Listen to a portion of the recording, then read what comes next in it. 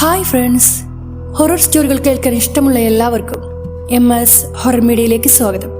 ഇന്ന് ഒരു അനുഭവ കഥ പറയാം. 1990കളുടെ കാലഘട്ടത്തിലാണ് ഈ സംഭവം നടക്കുന്നത്.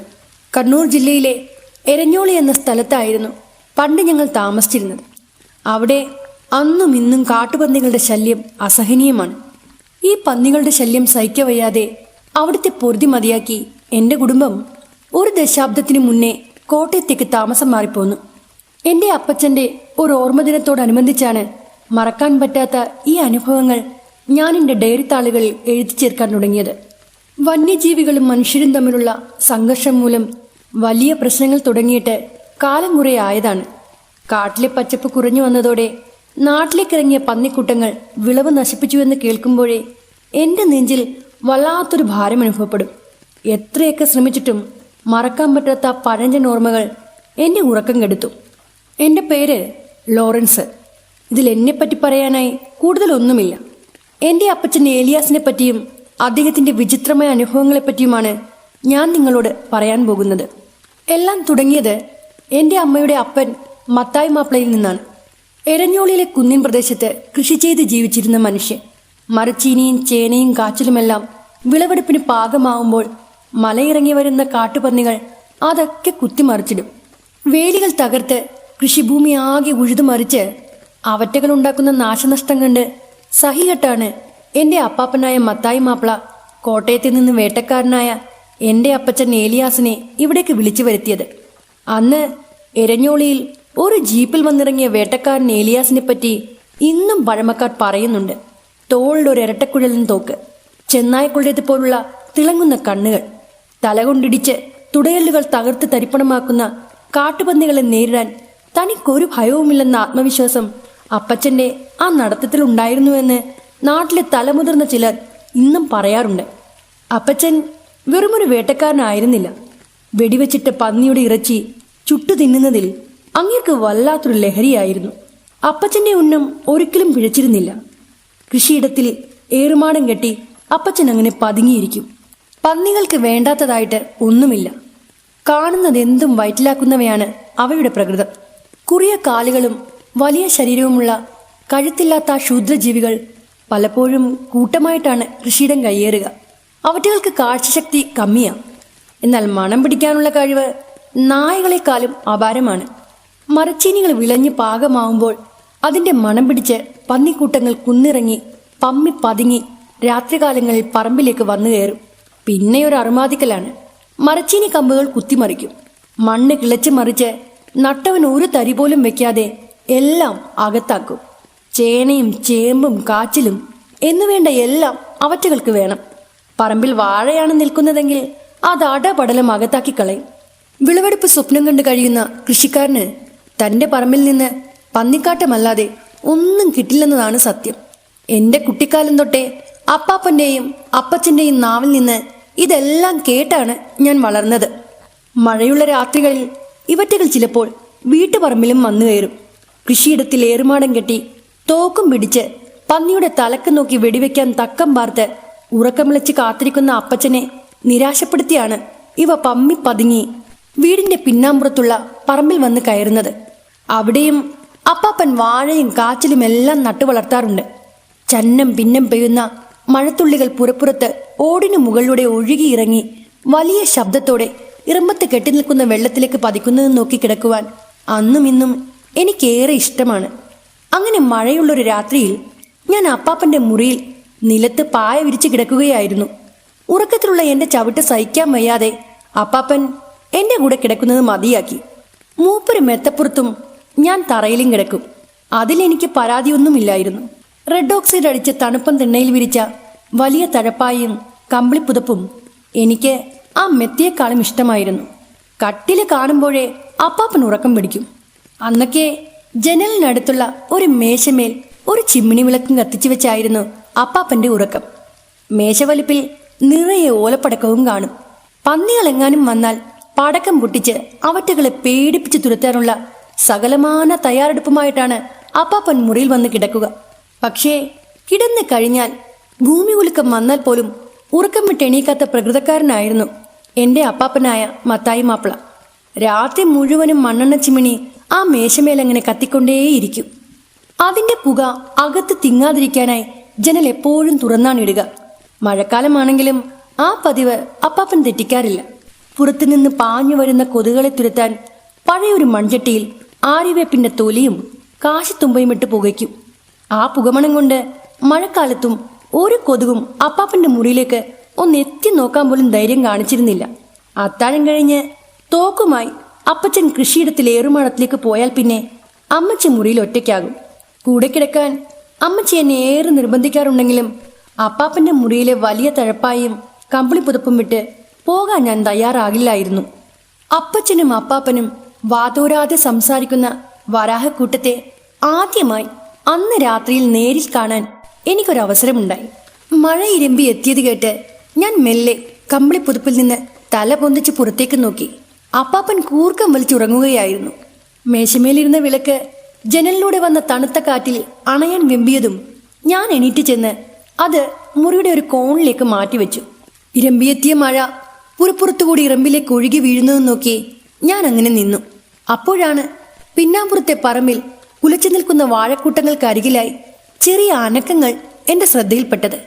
കാറ്റത്ര ശക്തമല്ലാതിരുന്നിട്ടും ആരോ പിടിച്ച് കുലുക്കുന്നത് പോലെ വാഴകൾ ആകെ കുലുങ്ങി മറിയുന്നു.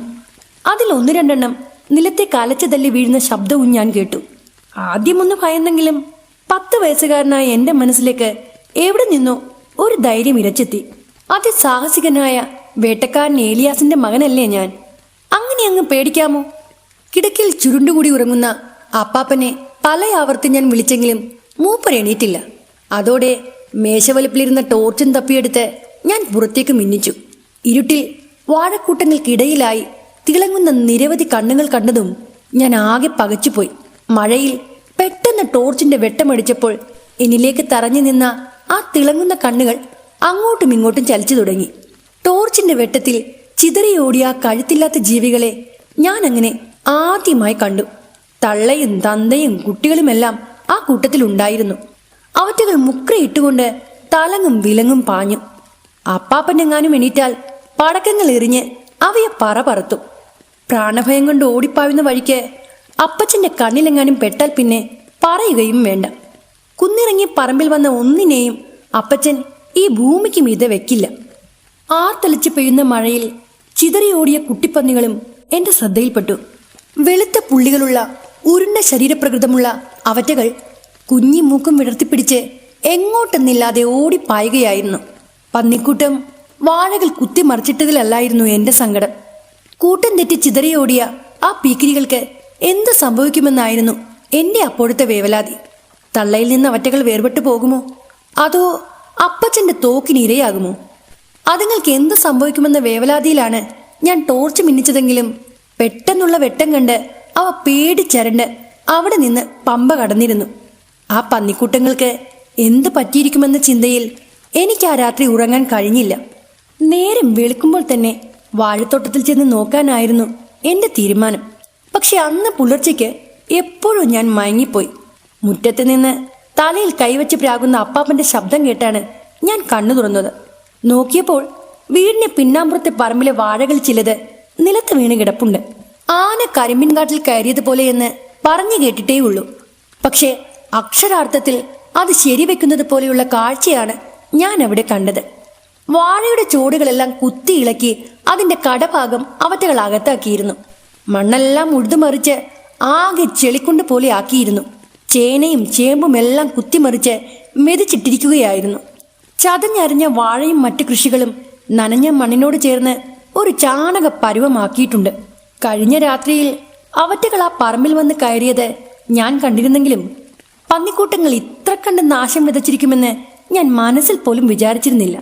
അപ്പാപ്പന്റെ പ്രാകലും തെറിവിളിയും കേട്ടുകൊണ്ട് നിന്ന ആ സമയത്ത് തന്നെ അപ്പച്ചനും അവിടേക്ക് വന്നു. ഇരട്ടക്കുഴലും തൊക്കെ തോളത്ത് വെച്ച് വടം പോലുള്ള ഒരു കയറിന്റെ അറ്റം വലിച്ചുകൊണ്ടാണ് എന്റെ അപ്പച്ചൻ അന്ന് പുലർച്ചെ വീട്ടുമുറ്റത്തേക്ക് വന്നു കയറിയത്. കയറിന്റെ അറ്റത്തായി ചോരയിൽ കുളിച്ചൊരു ഇടത്തരം പന്നിയുടെ ചലനമറ്റ ദേഹമായിരുന്നു.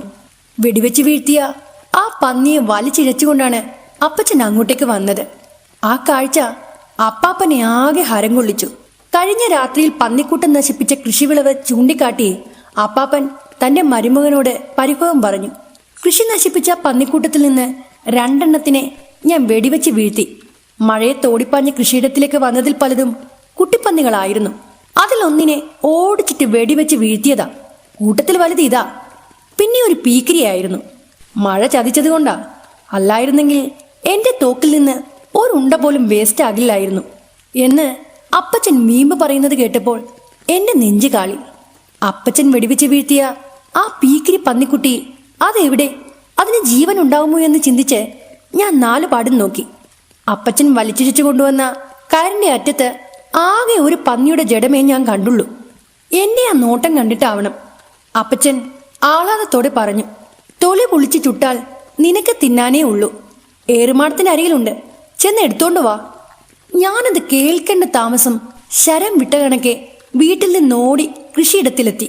അപ്പച്ചൻ വെടിവെച്ച് വീഴ്ത്തിയ പന്നിക്കുഞ്ഞിന് ഇത്തിരി ജീവനെങ്കിലും ബാക്കി കാണുമോ എന്നറിയാനായിരുന്നു ഞാൻ അപ്പോൾ തന്നെ ഓടിപ്പാഞ്ഞ് അവിടേക്ക് ചെന്നത്. പക്ഷേ ഏറുമാടത്തിന് കീഴെ കണ്ട അതിന്റെ പ്രാണൻ വിട്ടുപോയിരുന്നു.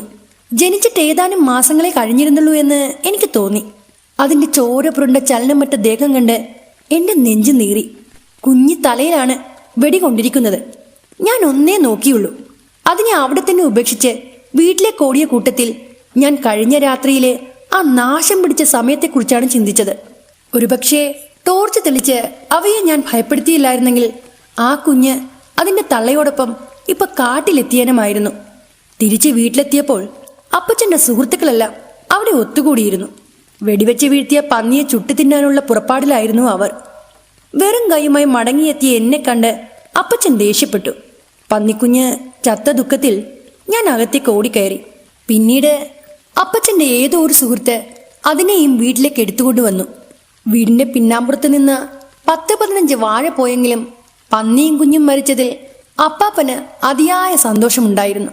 മുലക്കണ്ണുകളില്ലാത്ത ആ പന്നി ചത്തുപോയ കുട്ടിപ്പന്നിയുടെ തള്ളയല്ലെന്ന് ഇറയത്തിരുന്ന് അപ്പച്ചൻ വീമ്പ് പറയുന്നത് അകത്ത് നിന്ന് ഞാൻ കേട്ടു. പന്നിയെ വെടിവെച്ച് വീഴ്ത്തിയെന്ന് കേട്ട പാടെ അപ്പച്ചന്റെ സുഹൃത്തുക്കൾ പള്ളം നിറയെ കുടിക്കാനുള്ള വാറ്റുചാരായും സംഘടിപ്പിച്ചുകൊണ്ടാണ് അന്ന് വീട്ടിലേക്ക് വന്നു കയറിയത്. നിറയെ തടികൾ ഒന്നിച്ചിട്ട് കത്തിച്ച് വീടിന്റെ പിന്നാമ്പുറത്ത് പന്നിയെ കീറി മുറിച്ച് വൃത്തിയാക്കി ചുട്ടു തിന്നാനുള്ള ഒരുക്കങ്ങൾ തുടങ്ങി. ആ ബഹളത്തിനിടയിൽ അപ്പച്ചന്റെ വേട്ടക്കഥകളും വീമ്പ് പറച്ചിലും തകൃതിയായി നടന്നുകൊണ്ടിരുന്നു. പകൽ ഇരുട്ടായിട്ടും വന്നവരൊന്നും പിരിഞ്ഞു പോയില്ല. എരിയുന്ന തടിക്കൂമ്പാരത്തിന് മുകളിൽ വലിയൊരു കമ്പിവടിയിലായി കോർത്തു തൂക്കിയ വൃത്തിയാക്കിയ പന്നിയുടെ ദേഹം വെന്ത് പാകമായി വന്നതോടെ അപ്പച്ചൻ അത് സുഹൃത്തുക്കൾക്കിടയിൽ വീതിച്ചു. പതിവ് പോലെ ആ ജീവിയുടെ ചങ്കും കരളും അപ്പച്ചന്റെ പ്ലേറ്റിൽ സ്ഥാനം പിടിച്ചു. ചുട്ടെടുത്ത കുട്ടിപ്പന്നിയുടെ ഇറച്ചി പാകമായ സമയത്ത് അപ്പാപ്പന്റെ മുറിയിൽ ചുരുണ്ടുകൂടി കിടന്ന എനിക്കും വിളി വന്നു. ഞാൻ അനങ്ങാതെ പുതപ്പിനുള്ളിൽ ചുരുണ്ടുകൂടി അങ്ങനെ കിടന്നു. എന്റെ മറുപടിയൊന്നും കേൾക്കാഞ്ഞതോടെ അവൻ ഉറങ്ങിയിട്ടുണ്ടാവുമെന്ന് അപ്പാപ്പൻ വിളിച്ചു പറയുന്നത് ഞാൻ അകത്ത് കിടന്ന് കേട്ടു. ഞാൻ കിടക്കുന്ന മുറിയിൽ വന്ന് എന്നെ തട്ടിയും മുട്ടിയും വിളിച്ചെങ്കിലും ഉറക്കം നടിച്ച് ഞാൻ മിണ്ടാതെ കിടന്നു. ഒടുക്കം അപ്പച്ചൻ സഹി കെട്ട് മുറിയിൽ നിന്നിറങ്ങിപ്പോയി. ഞാൻ ഇറച്ചിയൊക്കെ കഴിക്കുമെങ്കിലും അപ്പച്ചന്റെ തോക്കിനിരയായ ആ പന്നിയുടെ ഇറച്ചി കഴിക്കാൻ എനിക്ക് തോന്നിയില്ല. ഞാൻ കാരണമാണ് അവറ്റകൾ അപ്പച്ചന്റെ തോക്കിന് മുന്നിൽ ചെന്ന് ചാടിയെന്നുള്ള ഒരു കുറ്റബോധം എനിക്കുണ്ടായിരുന്നു. അപ്പച്ചൻ ഏറുമാടത്തിൽ കാവലിരുന്ന ആ കൃഷിയിടത്തിൽ നിന്ന് കൊള്ളിയും ചേനയും പറിച്ചു കൂട്ടിയിരുന്നു. അമ്മച്ചിയുടെ ജോലിയായിരുന്നു അത് പുഴുങ്ങുക എന്നത്. പണിയെല്ലാം ഒതുക്കി അമ്മച്ചിയും നേരത്തെ കിടന്നിരുന്നു. ചുട്ട പന്നിയിറച്ചി വിളമ്പിയപ്പോൾ അപ്പച്ചൻ അമ്മച്ചിയെയും വിളിച്ചു. എന്നാൽ അമ്മച്ചിയും അതിന്റെ വാനിറയെ അമ്മച്ചിയെ ചീത്ത പറഞ്ഞുകൊണ്ടായിരുന്നു പിന്നീടുള്ള അപ്പച്ചന്റെ തീറ്റയും കുടിയും. അപ്പാപ്പൻ നിർബന്ധപൂർവം അമ്മച്ചിയെ കൊണ്ട് അപ്പച്ചനെ വിവാഹം കഴിപ്പിച്ചതാണെന്ന് അമ്മച്ചിയുടെ നാവിൽ നിന്ന് ഞാൻ കേട്ടിട്ടുണ്ട്. കൃഷിയിടത്തിൽ തിന്നുമുടിപ്പിക്കാൻ വരുന്ന പന്നിക്കൂട്ടങ്ങളെ തുരത്താൻ കോട്ടയത്ത് നിന്ന് അപ്പാപ്പൻ വരുത്തിയ വേട്ടക്കാരനായിരുന്നല്ലോ എന്റെ അപ്പച്ചൻ ഏലിയാസ്. അപ്പച്ചന്റെ സാഹസികതയും ധൈര്യവും മത്തായി മാപ്പിളയ്ക്ക് വല്ലാതെ അങ്ങനെ ബോധിച്ചു. പന്നികളുടെ ശല്യം കുറഞ്ഞതോടെ അപ്പച്ചൻ ആ വീട്ടിലെ പ്രിയപ്പെട്ടവനായി മാറി. അങ്ങനെ അപ്പച്ചനോടുള്ള ആരാധന മൂത്ത് അപ്പാപ്പൻ തന്റെ ഏക മകളായ റേച്ചലിനെ അങ്ങേക്ക് വിവാഹം കഴിച്ചു കൊടുത്തു. അമ്മച്ചിക്ക് അപ്പച്ചനെ പേടിയായിരുന്നുവെന്ന് എനിക്ക് തോന്നിയിരുന്നു. എപ്പോഴും ചോരയുടെ മണമുള്ള തോക്കിനെ സ്നേഹിക്കുന്ന മനുഷ്യൻ. എങ്കിലും അവർ വിവാഹിതരായി. പിന്നെ ഞാൻ ജനിച്ചു. എനിക്ക് താഴെ 2 സഹോദരങ്ങളുണ്ട്. നാട്ടിൽ എവിടെ പന്നിശല്യമുണ്ടെന്ന് കേട്ടാലും അപ്പച്ചൻ അവിടെയെല്ലാം പോകുമായിരുന്നു. അപ്പാപ്പന്റെ ഹീറോയായിരുന്ന എൻ്റെ അപ്പച്ചൻ പിന്നീട് നാട്ടുകാർക്കിടയിലും ഒരു ഹീറോയായി. വേട്ട അപ്പച്ചനെ സംബന്ധിച്ച് ഒരു തൊഴിൽ മാത്രമായിരുന്നില്ല, അതൊരു ഉന്മാദമായിരുന്നു. മറ്റു വേട്ടക്കാർ മൃഗങ്ങളെ കൊല്ലുമ്പോൾ ഒരു ദയ്യൊക്കെ കാണിക്കാറുണ്ട്. എന്നാൽ അപ്പച്ചന്റെ രീതി അതായിരുന്നില്ല. പേടിച്ചോടുന്ന ഇരയെ പിന്തുടർന്ന് അതിന്റെ കണ്ണുകളിൽ നോക്കി അതിനെ വെടിവെച്ച് വീഴ്ത്തണം. വീഴ്ത്തിയാൽ ഉടൻ തന്നെ അതിന്റെ കഴുത്തിലെ ചൂടുള്ള രക്തത്തിൽ തന്റെ കൈകൾ മുക്കണം. ഇത് വിജയാഘോഷത്തിന്റെ ഒരു ഭാഗമായിരുന്നു. കാടുമായിട്ട് മല്ലിട്ട് വിളവുണ്ടാക്കുന്ന കർഷകന്റെ മനസ്സിൽ നാശം വിതയ്ക്കുന്ന കാട്ടുപന്നികളെ വേട്ടയാടുന്ന വേട്ടക്കാരനോടുള്ള ആദരവ് വളരെ വലുതായിരുന്നു. അപ്പച്ചന്റെ പരുഷമായ സൗന്ദര്യത്തിൽ ആകൃഷ്ടനായാണ് അപ്പാപ്പൻ തന്റെ മകൾ റേച്ചലിനെ വേട്ടക്കാരനായ എൻ്റെ അപ്പച്ചന് വിവാഹം ചെയ്തു കൊടുത്തത്. ഇനി ആ പ്രധാനപ്പെട്ട കാര്യം പറയാം. അന്നൊരു സന്ധ്യാസമയമായിരുന്നു. മഴയുള്ളൊരു രാത്രി. എനിക്കന്ന് 12 വയസ്സായിരുന്നു പ്രായം. അപ്പച്ചൻ പതിവ് പോലെ തോക്കും തോളയിൽ വെച്ച് പുറത്തേക്കിറങ്ങി. എരഞ്ഞോളിയിൽ എവിടെയോ കാട് പിടിച്ചൊരു പറമ്പിൽ പന്നിക്കൂട്ടം ഇറങ്ങിയിട്ടുണ്ടെന്ന് ഒരു വിവരം കിട്ടിയിരുന്നു. അവറ്റകൾ കുന്നു താണ്ടി അവിടെയുള്ള കൃഷിയിടങ്ങൾ സ്ഥിരമായി ഇറങ്ങാറുണ്ടെന്നറിഞ്ഞപ്പോൾ അപ്പച്ചന്റെ കണ്ണുകൾ തിളങ്ങി.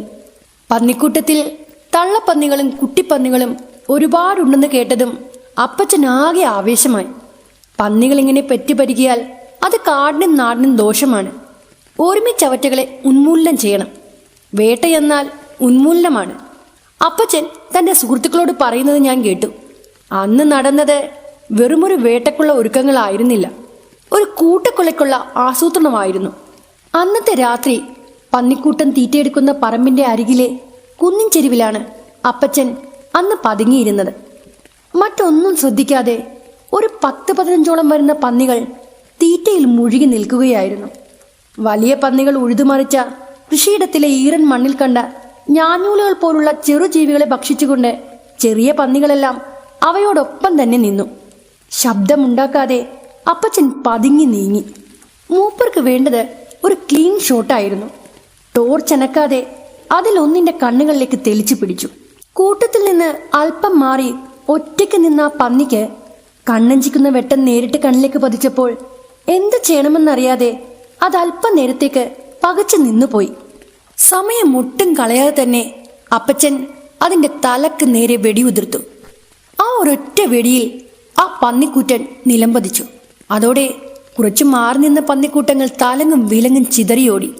ഇതിനിടയിൽ 1-2 പീക്കിരി പന്നികൾ നിലത്ത് വീണ് അനക്കമറ്റ് കിടന്ന പന്നിയെ കുത്തി ഉണർത്താൻ ശ്രമിച്ചിരുന്നു. അത് അവറ്റകളുടെ തള്ളയായിരുന്നിരിക്കണം. തലക്ക് വെടിയേറ്റത് കൊണ്ട് അപ്പോൾ തന്നെ അത് ജീവൻ വെടിഞ്ഞിരുന്നു. അല്ലെങ്കിൽ വീണുകിടക്കുന്ന പന്നിയുടെ അടുത്തേക്ക് മുന്നും പിന്നും ചിന്തിക്കാതെ ഓടിച്ചെല്ലാൻ പറ്റില്ല. അവറ്റകൾക്ക് വലിയ ബുദ്ധിയാണ്. ചത്തതുപോലെ അനങ്ങാതെ കിടക്കുന്നത് കണ്ട് ആരെങ്കിലും അഥവാ അടുത്തേക്ക് ചെന്നാൽ മിന്നൽ വേഗത്തിൽ അവ ചാടി എണീക്കും. എന്നിട്ട് മുട്ടനാടിനെ പോലെ തന്റെ മുന്നിൽ നിൽക്കുന്നയാളെ വീണ്ടും വീണ്ടും കുത്തും. ഉറച്ച തലയോടുള്ള അവറ്റയുടെ ആ ഇടിയിൽ തന്നെ ആള് താഴെ വീഴും. തുടയല് തകർക്കുക എന്നതാണ് ഇതിന്റെ ഒരു ഹോബി. കഴുത്തെന്ന ഭാഗം ഒട്ടുമില്ലാത്തത് കൊണ്ട് തല ഉയർത്തി നോക്കാനൊന്നും ഇവയ്ക്ക് പറ്റില്ല. ഒത്തു കിട്ടിയാൽ നെഞ്ചിൻകൂട് തന്നെ ഇടിച്ച് തകർത്തെന്ന് വരും. എന്നാൽ ഇവിടെ താഴെ വീണ ആ പന്നിക്കുട്ടനരികിലേക്ക് അപ്പച്ചൻ അല്പം കഴിഞ്ഞാണ് ഓടിച്ചെന്നത്. ദൂരെ നിന്നുകൊണ്ട് ടോർച്ചടിച്ച് അതിന്റെ വയർ ഉയർന്നു താഴുന്നുണ്ടോ എന്ന് നോക്കി തിട്ടപ്പെടുത്തി അതിന് ജീവനില്ല എന്ന് ഉറപ്പിച്ചതിന് ശേഷമാണ് അപ്പച്ചൻ അതിനരികിലേക്ക് ചെന്നത്. ചോരയിൽ കുളിച്ച് താഴെ വീണ് കിടന്ന പന്നിയുടെ ചോരയിൽ കൈമുക്കി അപ്പച്ചൻ അതിന്റെ ചോരയുടെ ചൂട് ആസ്വദിച്ചു. വെടിയൊച്ച കേട്ട് മറ്റു പന്നികൾ ചിതറി ഓടിയിരുന്നു. അവറ്റകളുടെ പിന്നാലെ തന്നെ അപ്പച്ചനും സുഹൃത്തുക്കളും തലങ്ങും വിലങ്ങും ഓടി. കമ്പും കോലും തോട്ടാപ്പടക്കവുമായി അവയുടെ പിന്നാലെ ഓടിയവർ വെറും കൈയോടെ മടങ്ങി വന്നപ്പോൾ അപ്പച്ചൻ 5 എണ്ണത്തിനെയാണ് അന്ന് വെടിവെച്ച് വീഴ്ത്തിയത്. കുളം മുറിച്ചിട്ടില്ലാത്ത 5 പീക്കിരി പന്നിപ്പൈതങ്ങളാണ് അപ്പച്ചന്റെ വെടിയുണ്ടകൾക്ക് ഇരയായത്. അവയുടെ പ്രാണൻ വിട്ടുപോകുന്ന വേദനയോടുള്ള കരച്ചിൽ ആ രാത്രിയിലെ നിശബ്ദതയെ കീറിമുറിച്ചു. കാട് കയറിയ ആ സ്ഥലത്ത് അങ്ങിങ്ങായി വീണുകിടന്ന കുട്ടിപ്പന്നികളെ അപ്പച്ചൻ ആദ്യം വെടിവെച്ച് വീഴ്ത്തിയ ആ കൂറ്റൻ പന്നിയുടെ അരികിൽ കൊണ്ടുവന്ന് കിടത്തി. വലിയ തലയുള്ള ആ കൂറ്റൻ പന്നി അതുങ്ങളുടെ തള്ളയായിരുന്നുവെന്ന് അപ്പച്ചന്റെ വീമ്പ് പറച്ചിൽ നിന്ന് പിന്നീട് ഞാൻ അറിഞ്ഞു. പിറ്റേന്ന് രാവിലെ തന്നെ അപ്പച്ചൻ വേട്ടയാടിയ ആ 6 പന്നികളുടെയും ജഡം അപ്പച്ചനും സുഹൃത്തുക്കളും ചേർന്ന് ഞങ്ങളുടെ വീട്ടുമുറ്റത്തെത്തിച്ചു. പിന്നീട് അതുങ്ങളുടെ ഇറച്ചി മുഴുവനും അവരെല്ലാവരും ചേർന്ന് വൃത്തിയാക്കി. ആ ജോലി പൂർത്തിയായതോടെ അപ്പച്ചന്റെ സുഹൃത്തുക്കളുടെ വീട്ടിലേക്കും നാട്ടിലെ ചില പ്രമുഖർക്കുമായി ആ ഇറച്ചി പങ്കിട്ട് കൊടുത്തയച്ചു. പിന്നെയുള്ളത് തീയിൽ ചുട്ടെടുത്ത് അപ്പച്ചനും ബാക്കിയുള്ളവരും ചേർന്ന് തിന്നു.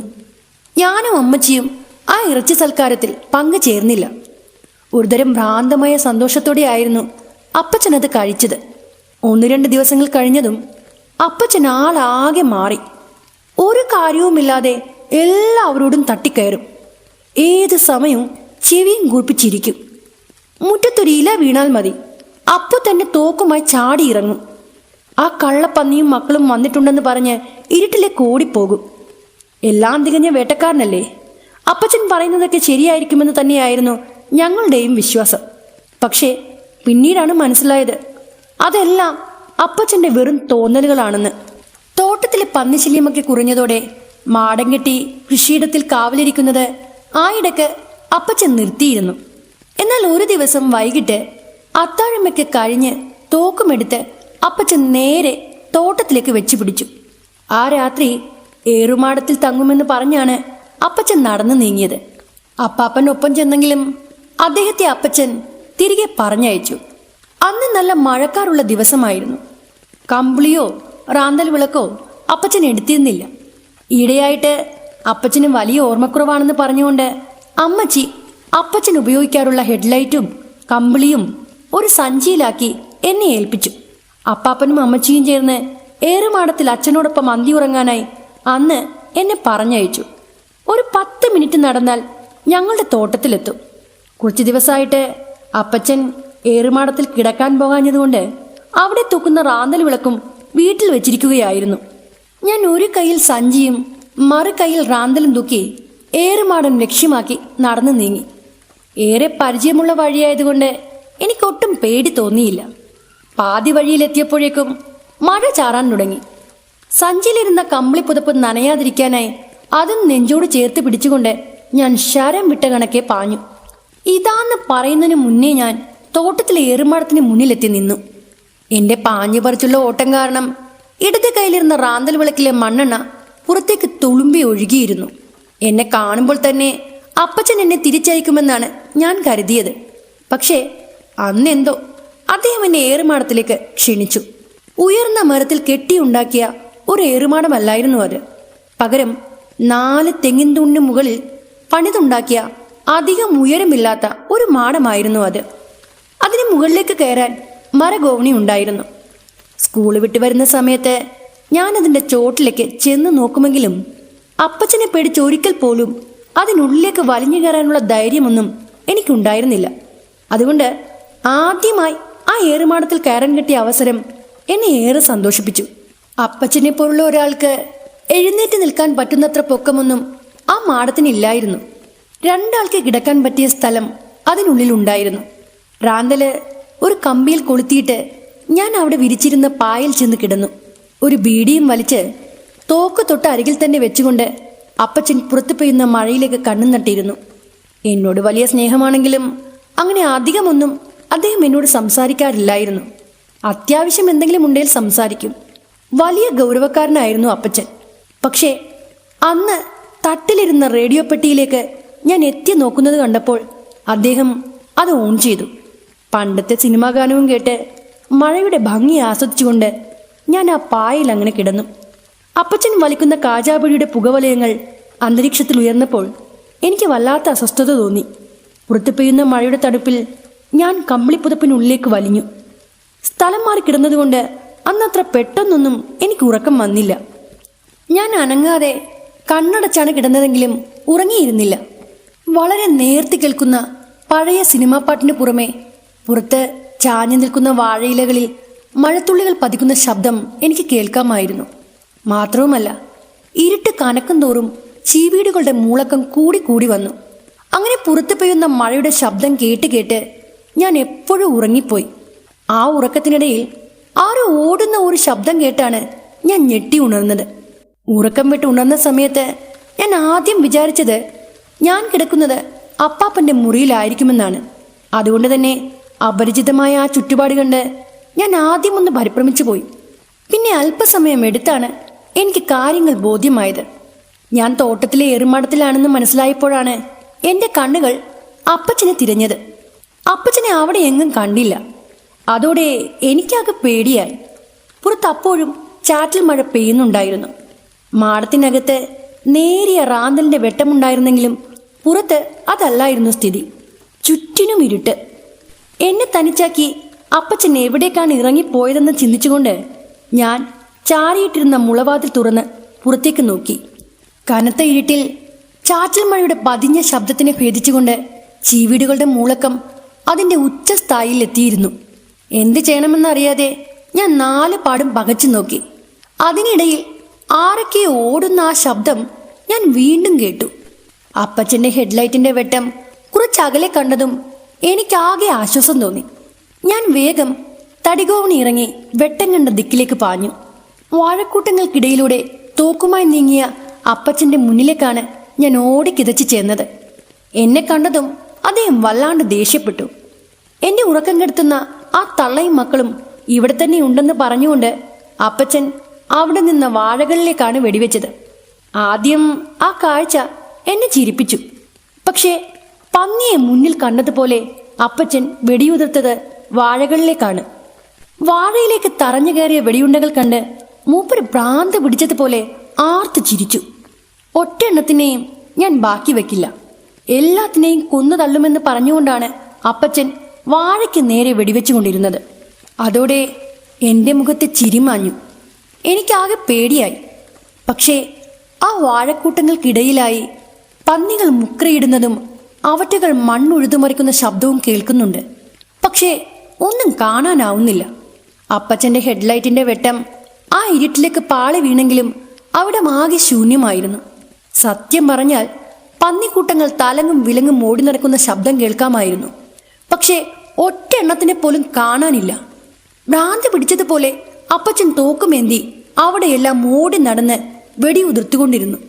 പക്ഷേ തോക്കിൽ നിന്ന് ചീറിപ്പാഞ്ഞ വെടിയുണ്ടകൾ വാഴകളിലാണ് തുളഞ്ഞു കയറിയത്.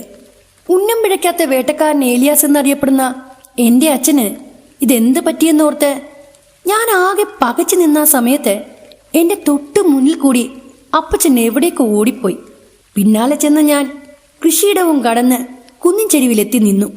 അവിടെ ഇരുട്ടിൽ കണ്ട കാഴ്ചകൾ അല്പസ്വല്പം കാണാമായിരുന്നു. ആ ഭാഗത്ത് പന്നിക്കൂട്ടങ്ങൾ ഉണ്ടായിരുന്നില്ലെങ്കിലും അവയുടെ ഒരു സ്മെല്ല് എനിക്കപ്പോൾ അനുഭവപ്പെട്ടു. ഒപ്പം തന്നെ മുക്രയിടുന്ന ആ ശബ്ദവും. എന്നാൽ ചുറ്റും പാറക്കൂട്ടങ്ങൾ മാത്രമാണ് ഞാൻ കണ്ടത്. അപ്പച്ചനെ അവിടെയെങ്ങും കാണാതായതോടെ ഞാൻ കരഞ്ഞുകൊണ്ട് വന്ന വഴിയിലൂടെ വീട്ടിലേക്ക് ഓടി. വിയർത്ത് കുളിച്ച് ഓടിക്കിതച്ച് കഥകൾ ചെന്ന് മുട്ടിയ പാടെ അമ്മച്ചി എണീറ്റു. അമ്മച്ചി ആ രാത്രി ഉറങ്ങിയിരുന്നില്ല എന്ന് എനിക്ക് അപ്പോൾ തന്നെ മനസ്സിലായി. തോട്ടത്തിലുണ്ടായ കാര്യങ്ങൾ ഞാൻ ഉണർന്നെണീറ്റ് വന്ന അപ്പാപ്പനോടും അമ്മച്ചിയോടും വിശദമായി പറഞ്ഞു. ഭയന്ന് വിറച്ചു നിന്ന് എന്നെയും കൂട്ടി അമ്മച്ചി അപ്പോൾ തന്നെ അകത്ത് കയറി. ടോർച്ചുമെടുത്ത് അപ്പാപ്പൻ അയൽവക്കക്കാരെയും കൂട്ടി അപ്പച്ചനെ തിരഞ്ഞിറങ്ങി. ആ രാത്രി അമ്മച്ചിയും ഞാനും ഉറങ്ങിയതേയില്ല. അപ്പച്ചനെയും കണ്ടില്ല, അപ്പച്ചനെ തിരക്കിയിറങ്ങിയ അപ്പാപ്പനെയും കാണാനില്ലായിരുന്നു. ഇരുവർക്കും എന്ത് സംഭവിക്കുമെന്ന ചിന്തയിൽ ഞങ്ങൾ രണ്ടാളും ഉണർന്നിരുന്നു. ഇടയ്ക്ക് അമ്മച്ചി എന്നോട് ഉറങ്ങിക്കൊള്ളാൻ പറഞ്ഞെങ്കിലും എനിക്ക് ഉറക്കം വന്നില്ല. ഇരുട്ടിൽ ഒറ്റയ്ക്ക് വഴിയിൽ പെട്ടുപോയ ആ നിമിഷങ്ങളായിരുന്നു എൻ്റെ മനസ്സ് നിറയെ. അങ്ങനെ പുലരാറായപ്പോൾ അപ്പച്ചനെയും താങ്ങിപ്പിടിച്ച് അപ്പാപ്പനും അദ്ദേഹത്തിൻ്റെ 1-2 സുഹൃത്തുക്കളും വീട്ടിലെത്തി. അവരെല്ലാവരും നനഞ്ഞ് കുളിച്ചാണ് വന്നു കയറിയത്. പിച്ചുമ്മയും പറഞ്ഞുകൊണ്ടിരുന്ന അപ്പച്ചനെ എല്ലാവരും ചേർന്ന് മുറിയിൽ കൊണ്ടുവന്ന് കിടത്തി.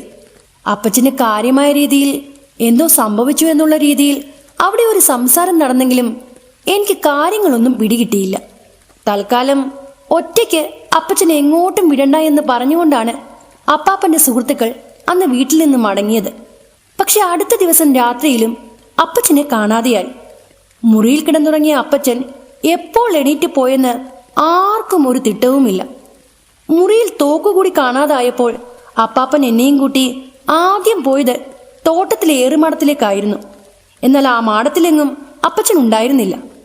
അവിടുന്ന് തിരിച്ച് വേഗത്തിൽ വീട്ടിലേക്ക് മടങ്ങവേ ആരൊക്കെയോ പമ്മി പതുങ്ങി ഞങ്ങളുടെ പിന്നാലെ വരുന്നതായി ഞങ്ങൾക്ക് തോന്നി. ആ തോന്നൽ എനിക്കും അപ്പാപ്പനും ഉണ്ടായി.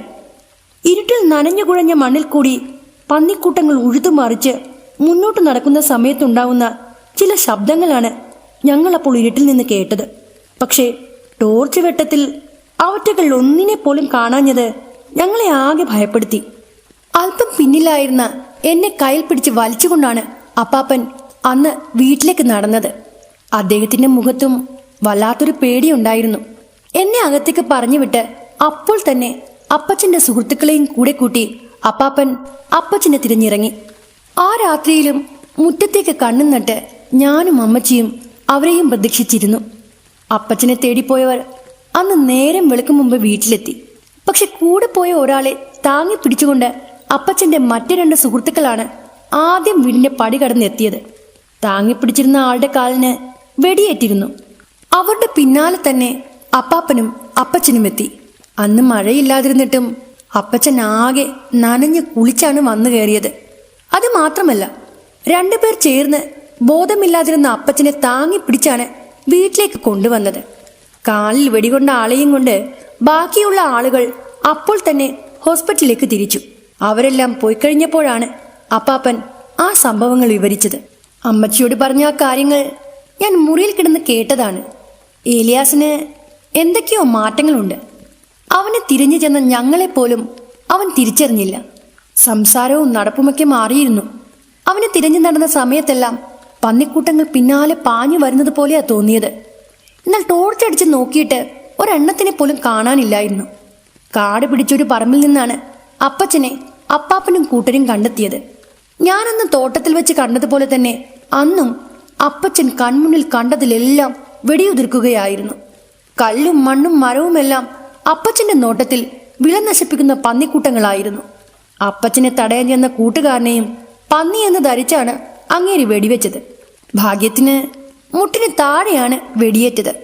അയാളുടെ കാലിൽ നിന്ന് ഒഴുകിയിറങ്ങിയ ചുടുചോരയിൽ പന്നിവേട്ട കഴിയുമ്പോൾ ചെയ്യുന്നത് പോലെ കൈകൾ മുക്കി അപ്പച്ചൻ ആസ്വദിക്കുകയും ചെയ്തു അത്രേ. കൂട്ടുകാരനെ വെടിവെച്ച് വീഴ്ത്തിയിട്ട് എങ്ങോട്ടോ ഓടിപ്പോയതാ. പിന്നെ ഒരു കുളത്തിൽ വീണ നിലയിലാ ആളെ കണ്ടുകിട്ടിയത്. പിച്ചും പേയും പറഞ്ഞുകൊണ്ട് കണ്ണുമടച്ചു കിടന്ന അപ്പച്ചന് അമ്മച്ചി അന്ന് കാവലിരുന്നു. ആ രാത്രിയിലെ ഓട്ടപ്പാച്ചിൽ കഴിഞ്ഞു വന്ന അപ്പാപ്പൻ ആകെ ക്ഷീണിതനായിരുന്നു. അദ്ദേഹം കുറച്ചു നേരം അപ്പച്ചനെയും നോക്കിയിരുന്ന് പിന്നെ കുറച്ചു കഴിഞ്ഞപ്പോൾ പോയി കിടന്നു. ഞാനന്ന് അമ്മച്ചിയുടെ ചാരെ തന്നെ ഇരുന്നു. പക്ഷേ ഒരു കാര്യം ഇവിടെ എടുത്തു പറയേണ്ടതുണ്ട്. അപ്പച്ചനെ അന്ന് കിടത്തിയിരുന്നത് എറയത്തെ തിണ്ണയിലായിരുന്നു. അമ്മച്ചി അദ്ദേഹത്തെ അകത്തെ മുറിയിലേക്ക് പോകാനായി വിളിച്ചെങ്കിലും അപ്പച്ചൻ കണ്ണു തുറന്നതേയില്ല. ഇറയത്തിരുന്നത് കൊണ്ട് അരഭിത്തിയിൽ കത്തിച്ചു വെച്ച ചിമ്മിണി വെട്ടത്തിൽ മുറ്റത്തെ കാഴ്ചകൾ ഏറെക്കുറെ കാണാമായിരുന്നു. ആ രാത്രിയിൽ മണി കിലുക്കിക്കൊണ്ട് വീടിന് ചുറ്റും ആരൊക്കെ ഓടി നടക്കുന്നതായി ഞാനും അമ്മച്ചിയും കേട്ടു. മണ്ണിളക്കി കുത്തിമറിച്ച് മുക്രയിട്ടുകൊണ്ട് ഓടിപ്പാഞ്ഞു നടക്കുന്ന പന്നിക്കൂട്ടങ്ങളുടെ ശബ്ദവും ഇടയ്ക്കിടെ കേട്ടുവെങ്കിലും അവറ്റകളെ കാണാനില്ലായിരുന്നു. തൊട്ടുമുറ്റത്ത് നിന്നാണ് ആ ശബ്ദം അത്രയും ഞങ്ങൾ കേട്ടത്. ദൂരെ തൊടിയിൽ നിന്നാണ് ആ ശബ്ദങ്ങൾ കേട്ടിരുന്നതെങ്കിൽ പറമ്പിൽ നിൽക്കുന്ന ചേനയോ ചേമ്പോ തിന്നാനായി പന്നികൾ വന്നതെന്ന് കരുതി ഞങ്ങൾക്ക് ആശ്വസിക്കാമായിരുന്നു. പക്ഷേ തൊട്ടുമുറ്റത്തു നിന്ന് കേട്ട ആ ശബ്ദങ്ങൾ അതങ്ങനെയൊന്നും ആയിരുന്നില്ല. അന്തരീക്ഷത്തിൽ ഇടയ്ക്കിടെ മുഴങ്ങിക്കേട്ട ആ ശബ്ദങ്ങൾ അത് ഭയപ്പെടുത്തുന്നവയായിരുന്നു. അന്ന് ആ ചുറ്റുവട്ടത്ത് പന്നികളില്ലായിരുന്നു എന്ന് ഉറപ്പാണ്. പക്ഷേ അവയുടെ ശബ്ദകോലാഹലങ്ങൾ അങ്ങനെ ആവർത്തിച്ച് കേട്ടുകൊണ്ടിരുന്നു. ഏറെ വിചിത്രമായി തോന്നിയത് ആ ശബ്ദങ്ങളുടെ എല്ലാം അകമ്പടിയായി കേട്ട ആ മണിശബ്ദമായിരുന്നു. ഇടയ്ക്ക് അപ്പാപ്പനും മുറ്റത്തെല്ലാം ഇറങ്ങി നടന്ന് ടോർച്ചടിച്ച് നോക്കിയതിന് ശേഷം പ്രാർത്ഥിച്ചുകൊണ്ടാണ് മുറിയിലേക്ക് പോയത്. 1-2 വട്ടം ചിമ്മിണി വിളക്കും കയ്യിൽ പിടിച്ച് അമ്മച്ചിയും മുറ്റത്തേക്കിറങ്ങി നോക്കി. ഒറ്റയ്ക്കിരിക്കാൻ ഭയന്ന ഞാനും അമ്മച്ചിയുടെ പിന്നാലെ തന്നെ ഉണ്ടായിരുന്നു. ചെവിക്ക് തൊട്ടരികിലായിട്ടാണ് അപ്പോൾ ആ ശബ്ദങ്ങൾ കേട്ടത്. ആ സമയം തന്നെ ആരോ ഊതിക്കെടുത്തിയതുപോലെ വിളക്കും കെട്ടു. അതോടെ ഞങ്ങൾ ഇരുവരും വേഗം ഇറയത്തേക്ക് കയറി. കടൽ ഇരുമ്പി വരുന്നത് പോലെയായിരുന്നു ആ ശബ്ദങ്ങൾ കാതിൽ വന്ന് അലച്ചത്. ഉച്ചത്തിൽ കേട്ടു തുടങ്ങുന്ന ആ ശബ്ദങ്ങൾ നേർത്തില്ലാതെയാവും. പിന്നെ വീണ്ടും ആർത്തിരമ്പി എത്തുന്നത് പോലെ അത് വീണ്ടും കേൾക്കാൻ തുടങ്ങും.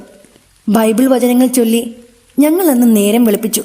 തൊട്ടടുത്ത ദിവസം രാവിലെ തന്നെ അപ്പച്ചനെയും കൂട്ടി അപ്പാപ്പൻ പയ്യന്നൂരിലേക്ക് പോയി.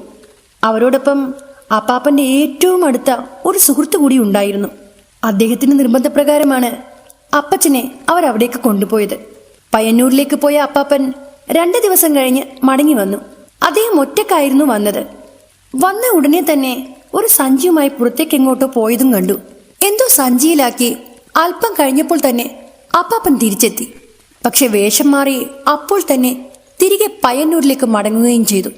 അപ്പച്ചൻ വരാൻ ഇനിയും 2 ദിവസം കൂടി പിടിക്കുമെന്നല്ലാതെ മറ്റൊന്നും അദ്ദേഹം പറഞ്ഞില്ല. അങ്ങനെ പറഞ്ഞതുപോലെ തന്നെ പോയവർ 3 പേരും 2 ദിവസം കഴിഞ്ഞപ്പോൾ തിരിച്ചെത്തി. പയ്യന്നൂരിനടുത്ത് കോറോം എന്നൊരു സ്ഥലത്തേക്കാണ് അവർ പോയത്. അവിടെ പോയി തിരിച്ചു വന്ന അപ്പച്ചൻ പാടെ മാറിയിരുന്നു. വളരെ ശാന്തനായിരുന്നു അദ്ദേഹം. അന്ന് ആദ്യമായിട്ടാണ് ഞാൻ എൻ്റെ ജീവിതത്തിൽ അമ്മച്ചിയോട് അപ്പച്ചൻ സ്നേഹത്തോടെ സംസാരിക്കുന്നത് കണ്ടത്. പറഞ്ഞു വന്നത് അപ്പച്ചൻ്റെ ആ കാടൻ സ്വഭാവം പാടെ മാറിയിരുന്നു എന്നാണ്. പിന്നെയും കുറെ ദിവസങ്ങൾ കഴിഞ്ഞാണ് അപ്പാപ്പൻ ആ രഹസ്യങ്ങൾ പുറത്തുവിട്ടത്. കോറോത്തെ കല്ലരായിക്കുന്നിന്റെ താഴ്വാരത്തിൽ വലിയ ഒരു ആൽമര തണലിലായി പുലയരുടെ ഒരു ദൈവത്തറയുണ്ട്. അവിടെ നിർമ്മിതി എന്ന് പറയാൻ മാത്രമൊന്നുമില്ല. മണ്ണിൽ കുഴച്ച് നിർമ്മിച്ച ചില സാന്നിധ്യ സ്ഥാനങ്ങൾ മാത്രം. അത്യപൂർവങ്ങളായ ചില തെയ്യക്കോലങ്ങൾ ഇവിടെ ഉറഞ്ഞാടാറുണ്ട്. അവിടേക്കാണ് അപ്പച്ചനെ അവർ കൊണ്ടുപോയത്. അവിടുത്തെ സവിശേഷമായ ഒരു തെയ്യമാണ് പന്നിയും മക്കളും.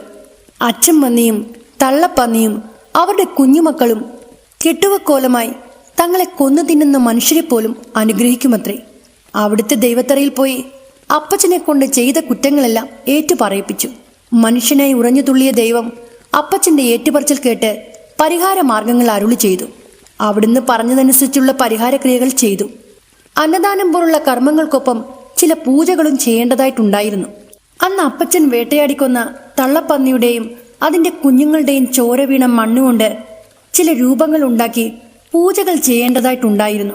അതിനാലാണ് അന്ന് അപ്പാപ്പൻ ഒരു സഞ്ചിയിൽ മണ്ണ് ശേഖരിച്ച് തിരികെ പോയത്. എല്ലാ വർഷവും കൃഷിയിടത്തിൽ നിന്ന് വിളവ് കിട്ടുന്നതിന്റെ ഒരു പങ്ക് വരാഹക്കൂട്ടങ്ങൾക്ക് മാറ്റിവെക്കാമെന്ന ഉറപ്പുകൊടുത്താണ് അപ്പാപ്പൻ അപ്പച്ചനെയും കൊണ്ട് അവിടെ നിന്ന് മടങ്ങിപ്പോന്നത്. പ്രകൃതിക്ക് കണക്ക് ചോദിക്കാൻ അതിൻ്റെതായ വഴികളുണ്ടെന്നും അതിനാൽ കാടിന്റെ സന്തതികളെ ഉന്മൂലനം ചെയ്യരുത് എന്നൊരു താക്കീത് നൽകിയാണ് ഉറഞ്ഞു തുള്ളിയ തെയ്യക്കോലം അന്ന് അപ്പച്ചനെ അവിടെ നിന്ന് പറഞ്ഞയച്ചത്. പിന്നീട് അങ്ങോട്ട് എല്ലാ വർഷവും ഞങ്ങളുടെ കൃഷിയിടത്തിൽ വിളയുന്ന മരച്ചീനിയും ചേമ്പും ചേനയും അങ്ങനെ എല്ലാം തന്നെ കുറച്ച് പറമ്പിൽ തന്നെ നിർത്തിയതിന് ശേഷം ബാക്കിയുള്ളത് ഞങ്ങൾ എടുക്കുകയായിരുന്നു പതിവ്. അതോടെ പന്നിശല്യം ശരിക്കും കുറഞ്ഞു. ഇനി അവയെങ്ങാനും കുന്നിറങ്ങി കൃഷിയിടത്തിൽ വന്നാൽ തന്നെ അവിടെ അവറ്റകൾക്ക് വേണ്ടി ബാക്കി വെച്ച വിളവുകൾ അകത്താക്കി നാശമൊന്നും ചെയ്യാതെ അവ മടങ്ങിപ്പോകുമായിരുന്നു.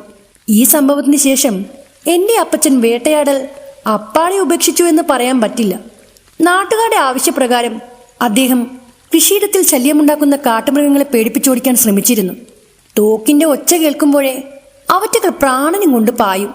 പക്ഷേ ഒരു ഘട്ടത്തിൽ എൻ്റെ അപ്പച്ചൻ വീണ്ടും ഒരു ദയവുമില്ലാത്ത ആ പഴയ വേട്ടക്കാരനാകുമെന്ന് തോന്നിയതോടെ ഞങ്ങൾ ആ നാട് ഉപേക്ഷിച്ച് കോട്ടയത്ത് വന്ന് താമസം തുടങ്ങുകയായിരുന്നു. മനുഷ്യൻ കാട് കയ്യേറി തുടങ്ങിയതോടെ പന്നിക്കൂട്ടങ്ങളും മറ്റു അന്യമൃഗങ്ങളും നാട്ടിലേക്ക് ഇറങ്ങാൻ തുടങ്ങി.